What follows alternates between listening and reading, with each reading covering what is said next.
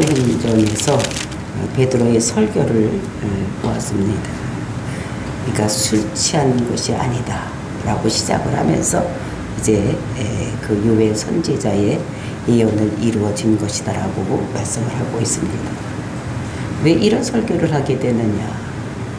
그들이 모여서 합심으로 기도할 때에 그들에게 성령이 임했기 때문에 그들이 다른 방언으로 말을 하는, 그래서 하나님의 구원 계획을 그 15개 나라 사람들이 들을 수 있도록 이렇게 설교를 하니까 그 사람들이 이것이 어찌 된 일이냐 이렇게 하는 사람들이 있어요.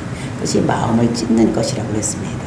그것을 보고 이제 그들이 그 하나님을 깊이 알고 예수를 믿을 수 있는 이런 마음이 되는데, 그때 또 어떤 사람들은 항상 두 부류로 나눠지는 것입니다. 복음을 전할 때에 복음을 받아들이는 사람이 있는가 하면 복음을 받아들이지 않냐고 조롱하는 자들이 있었습니다. 그래서 술이 취했구나 이렇게 하는 사람들이 있었기 때문에 그것에 대해서 변명하는 걸로 인해서 사도 베드로가 설교를 하는 이런 것을 우리가 어제도 보았었습니다.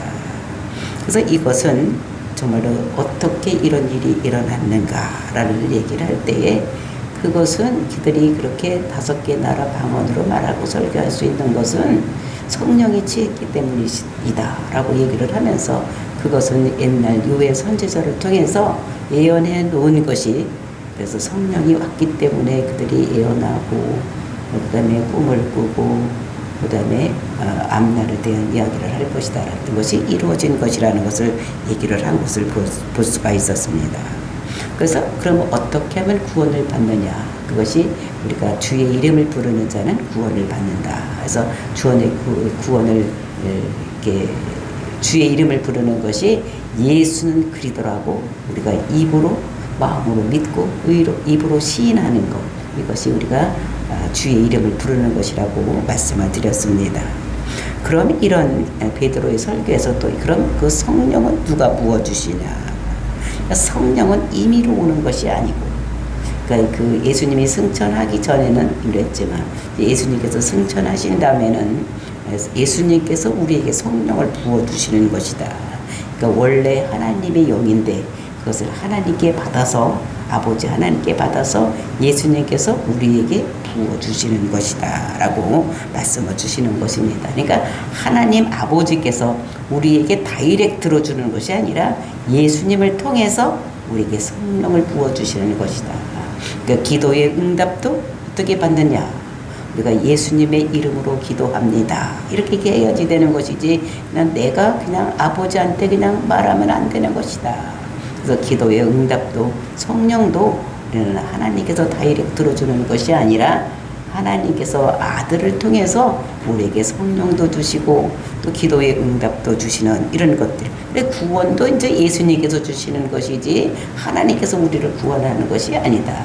그러니까 아들 하나님도 하나님이니까 하나님 구원하신다 했지, 원래 아버지 하나님께서 우리를 구원하시는 것이 아닌 것이라는 것을 우리가 알 수가 있어요. 그러니까 우리가 말세에 우리가 구해야 되는 것은, 우리가 구원받기 위해서도 성령 받기 위해서도 누구한테 이거를 구해야 되는가?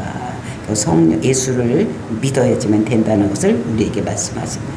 그러니까 우리가 예수 그리스도 안에 있지 않으면 우리가 구원도 받을 수가 없고, 그다음에 우리가 성령도 받을 수가 없는 이런 것들을 베드로의 설교인 것을 우리가 어제 보았었습니다. 그래서 이제 오늘은 그 성령님이 누가 부어주시는 것이냐, 근데 그것이 어디서 오는 것이냐를 자세하게 말씀을 하고 있는 것을 볼 수가 있어요. 그래서 우리가 그리스도 안에 있을 때 성령이 부어진다고 했기 때문에 이런 그리스도 안에 있는 축복이 있어서 성령을 받는 이런 놀라운 은혜가 있기를 예수님의 이름으로 축원을 드립니다. 22절 말씀 보니까 이스라엘 사람들아 이 말을 들어라.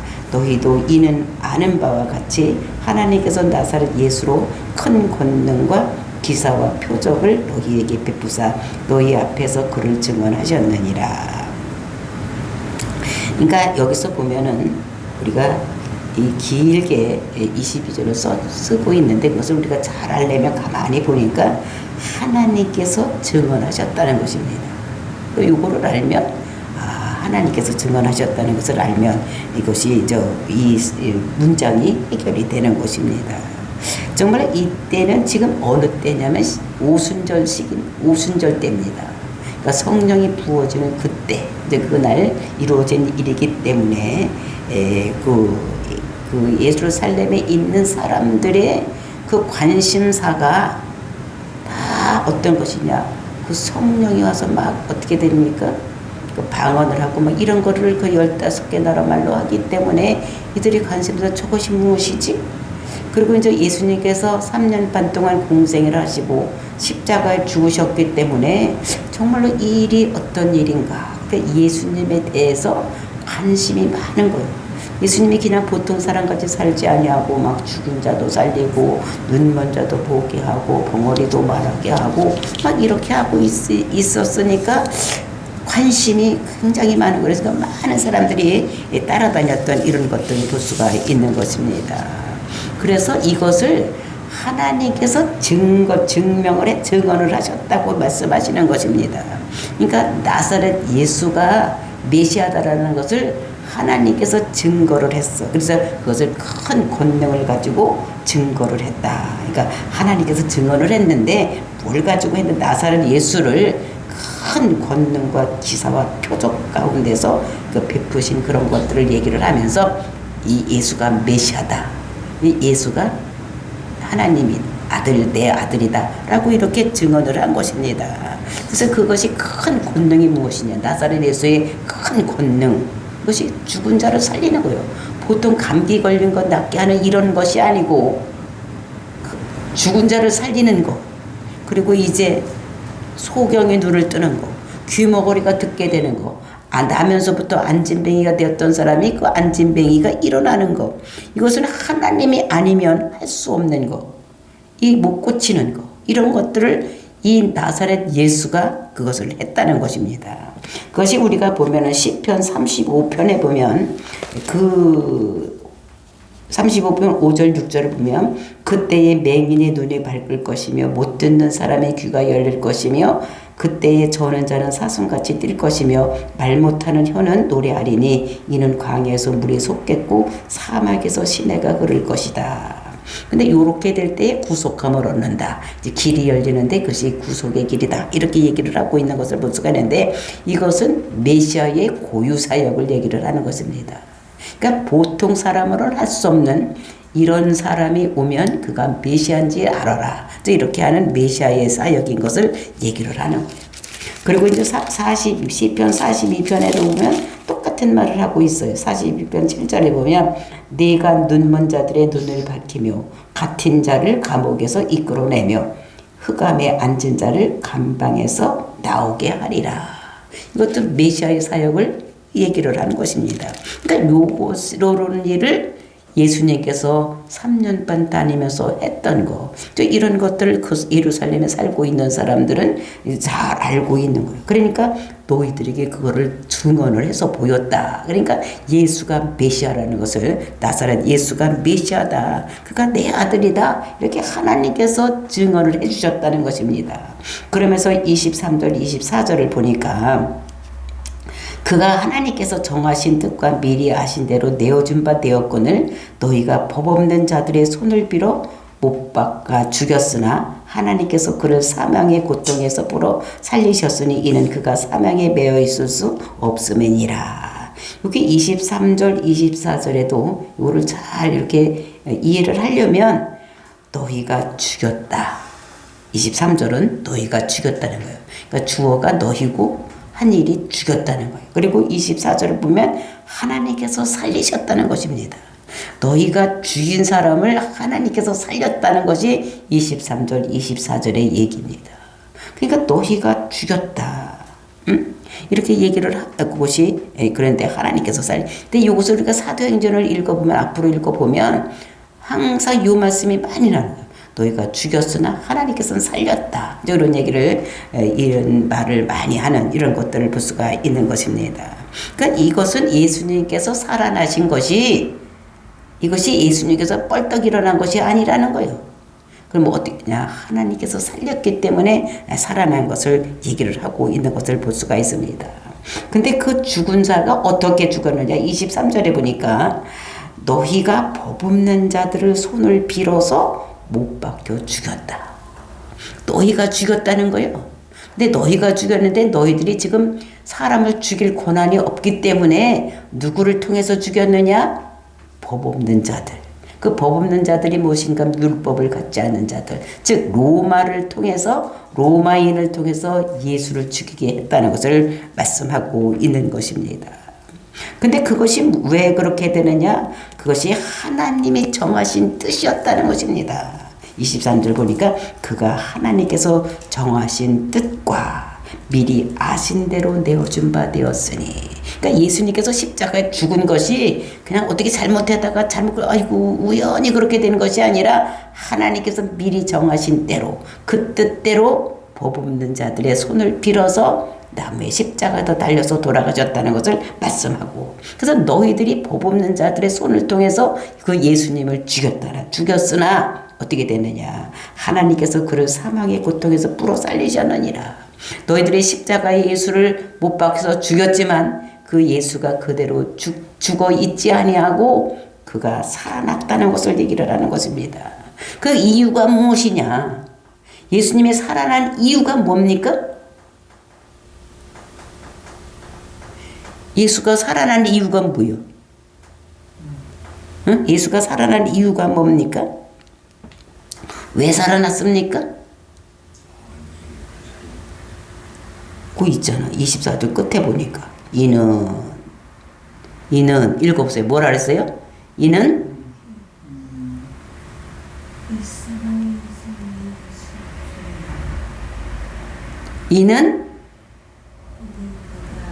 그가 사망에 매어 있을 수 없었음이니라. 이 예수님께서 이렇게 살아난 이유가 뭐냐? 그가 사망에 매어 있을 수가 없었기 때문에 살아났다는 것입니다. 하나님께서 살리셨다는 것입니다. 응? 딴색 얘기하지 말고 성경에서는 그대로 얘기를 해야지 돼요. 성경에 써져 있잖아, 그대로. 이는 왜냐? 살렸는데 왜 살렸느냐? 사망에 매어 있을 수 없어요. 죽어 있을 수가 없다는 거예요. 그렇기 때문에, 그러면서 25절에 말씀하고 있는데, 베드로가 이제 그거를 풀어서 왜 사망에 매어 있을 수 없는지를 베드로가 이제 성경을 통해서 말씀을 하시는 것입니다.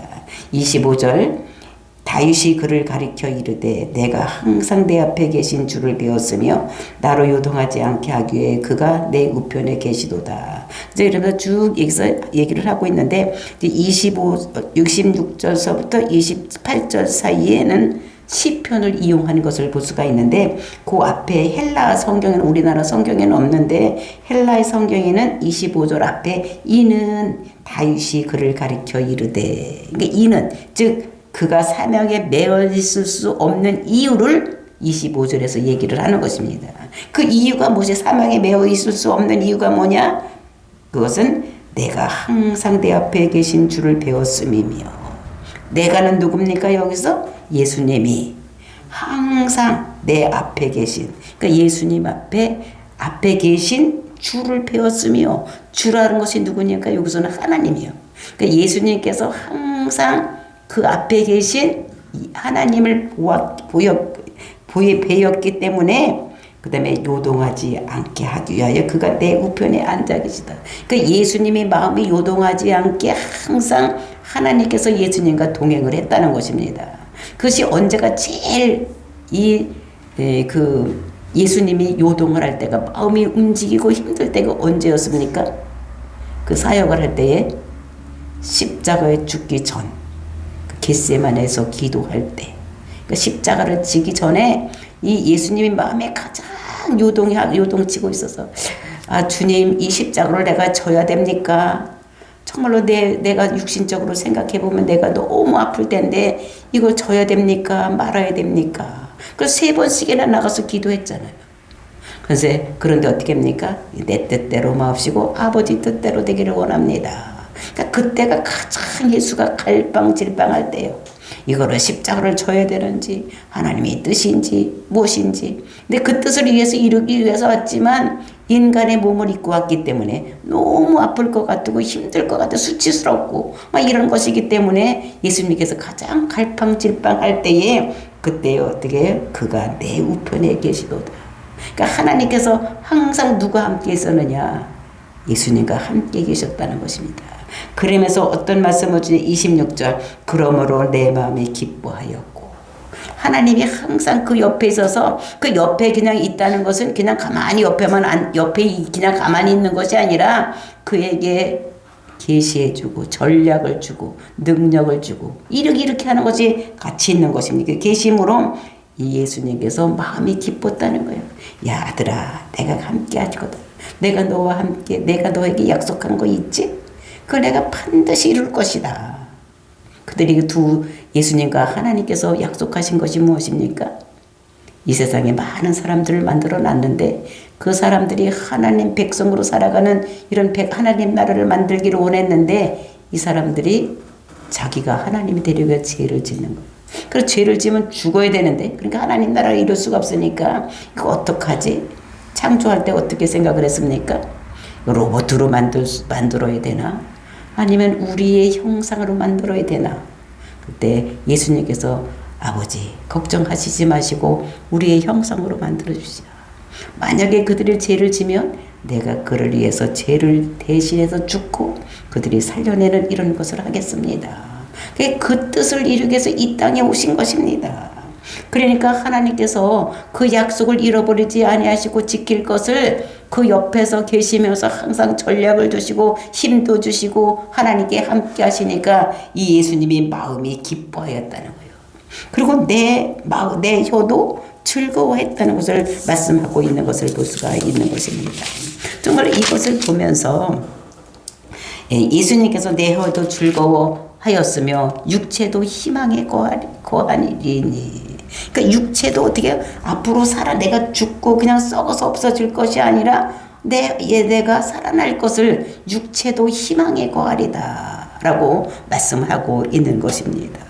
왜냐하면 하나님께서 늘 응답의 역사가 일어났기 때문에 그런 역사가 일어나는 것을 보면서 그러므로 예수가 기도할 때마다 주를 배우는 이런 역사가 일어난 것을 볼 수가 있습니다. 응답해 주심으로 인해서 마음이 기뻤다는 거예요. 그리고 내 혀도 즐거워하였고 내 육체도 희망에 거하리다. 그러니까 십자가를 질 때에 육체가 썩지 않고 다시 살리겠다는 이런 음성을 들었을 때 이 사람이 됐다는 것을 말씀하시고 그 이유가 무엇인지 응답이 무엇인지 즉 하나님이 항상 옆에서 응답을 해주시는 그런 응답을 받았기 때문에 27절 이는 내 영혼을 음부에 버리지 아니하시며 그 응답이 무엇이냐? 이렇게 하나님께서 늘 옆에 계시고 늘 함께 하시고 하나님께 지켜주신다는 것을 알았기 때문에 내 영혼을 음부에 버리지 아니하시며 그러니까 내 영혼을 어디로 음부가 어디입니까? 지옥에 버리지 아니하고 지옥에 음부에 버리지 않으면 어디로 갑니까? 천국에 간다는 거예요. 그 다음에 주의 거룩한 자로 썩음을 당하지 않게 하실 것임이니라. 그러면서 이제 썩기 전에 이게 하나님께서 살려서 그를 하나님께로 올리는 그러니까 승천하게 한다는 것을 여기서 말씀하고 있는 것을 볼 수가 있습니다. 그러니까 썩기 전에 살리겠다. 썩음을 당하지 않게 하실 것입니다.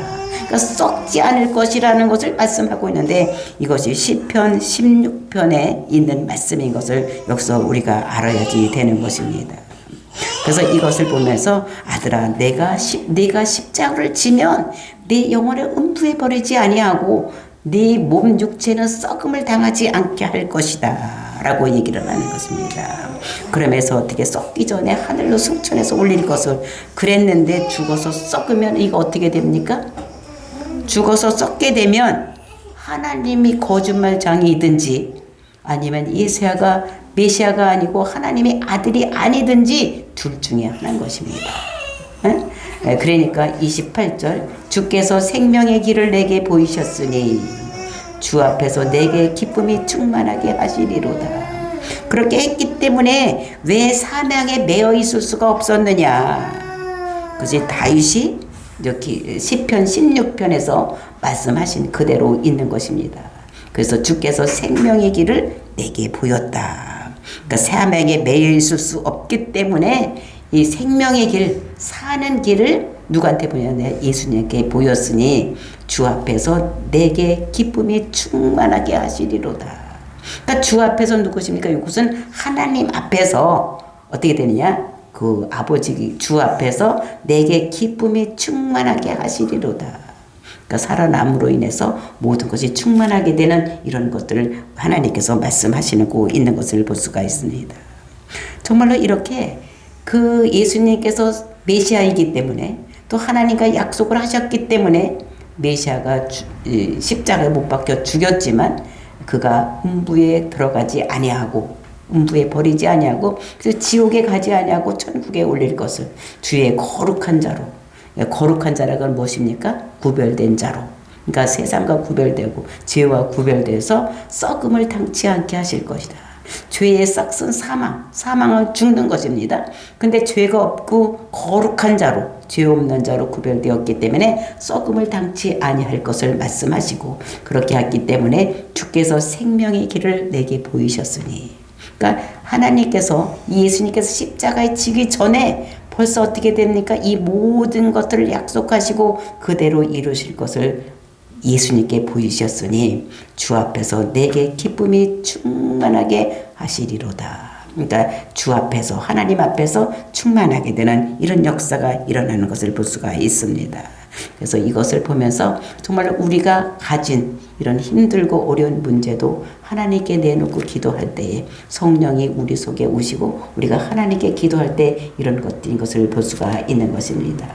그러므로 이제 마지막 설교를 하는 것을 볼 수가 있어요. 마가 다락방에서 이제 설교를 하는 것입니다. 이제 29절, 형제들아 내가 조상 다윗에 대하여 담대히 말할 수 있노니 다윗은 죽어 장사되어 그 묘가 오늘까지 우리 중에 있도다. 그러니까 마가 다락방에서 지금 설교를 하고 있는 이 베드로가 이제 얘기를 하는 거예요. 내가 조상 다윗에 대하여 담대히 말할 수 있노니, 그러니까 다윗에 대해서 담대하게 말할 수 있다는 것입니다. 다윗에 대해서. 근데 이 10편, 16편은 다윗이십니다. 그러니까 다윗이 자기를 가리켜서 쓴 것이 아니라 하나님의 감동을 받고 하나님께서 그 예수님의 아버지가 되고 하나님께서 하실 것을 이렇게 쓴 것이기 때문에, 근데 다윗이 아들이 아니라 다윗이 죽어서 장사돼서 지금 그 묘가 오늘까지 우리 중에 있다. 그러니까 다윗은 장사가 되고 사람이기 때문에 그 사람은 어떻게 되는가 하면 이제 그 묘가 오늘까지 있다. 근데 그 묘가, 그 다윗의 묘가 지금 어디 있느냐. 그 묘가 지금 이 마가다락방, 지금 이 사람들이 모여서 기도하는 그곳에 있는 것을 우리가 알아야 되는 거죠. 그러니까 그 마가다락방 들어가기 전 문 앞에 그 묘가 하나 있는데 그것이 그 다윗의 묘라고 합니다. 저는 이스라엘 성지순례를 가보지 못했기 때문에 알 수 없는데, 보지는 못했지만, 그러니까 그것이 그 마가다락방 앞에 있는 묘. 그러니까 그 사람들이 지금 그 다윗의 묘를 알고 있으니까 그 묘가 오늘까지 우리 중에 있다. 그는 장사되어서 오늘까지 있는 이런 것들을 말씀하시면서, 그러면서 30절 보니까 그는 선지자라 하나님이 이미 맹세하사 그 자손 중에서 한 사람을 그 위에 앉게 하리라 하심을 알고. 그러니까 그는 누구니까? 그는 선지자라는데 다윗은 선지자라는 것입니다. 하나님이 이미 맹세하사 그 자손 중에서 한 사람을 그 위에 앉게 하리라. 우리가 창세기 49장을 보면 그 유다 지파에서 왕위가 나고 왕위가 끊어지지 아니하다가 그가 이제 메시아가 이 땅에 오실 것을 맹세한 것 같이 그 왕이, 그 죽은 누구냐면 다윗을 얘기를 하는 것입니다. 그러니까 다윗의 혈통에서 예수가 나타날 것을 이렇게 말씀을 하고, 또 이런 것들이 이 다윗이 이렇게 얘기하는 것은 자기를 얘기를 하는 것이 아니라 미리 본고로, 그러니까 앞으로 될 일을 하나님을 쳐서 미리 본고로, 그래도 예수의 부활을 말하되 그가 음부에 버림이 되지 않고 그의 육신이 썩음을 당하지 아니하리라 하셨느니라. 그래서 이렇게 미리 보고 썩음을 당치 않을 것을, 예수님께서 십자가에 죽었지만 썩음을 당치 않을 것을 본 것이라는 것을 우리들에게 말씀으로 주시고 계시는 것입니다.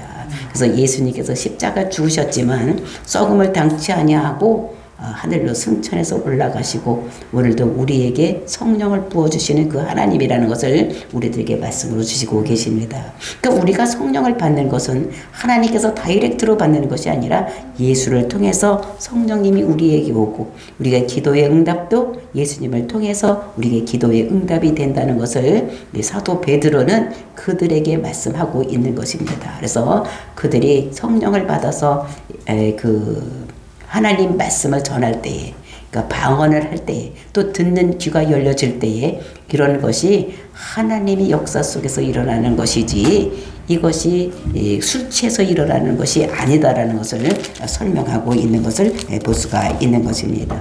그래서 우리가 하나님 나라 일을 이렇게 방언을 하고 예언을 하고 이런 것을 들었을 때에 하나님의 역사가 일어난다는 것을 우리가 알고 성령 충만함을 받음으로 인해서 우리에게 주시는 은사를 받고 하나님 나라 일하는 저와 여러분이 되시기를 예수님의 이름으로 축복을 드립니다. 다 같이 기도하겠습니다.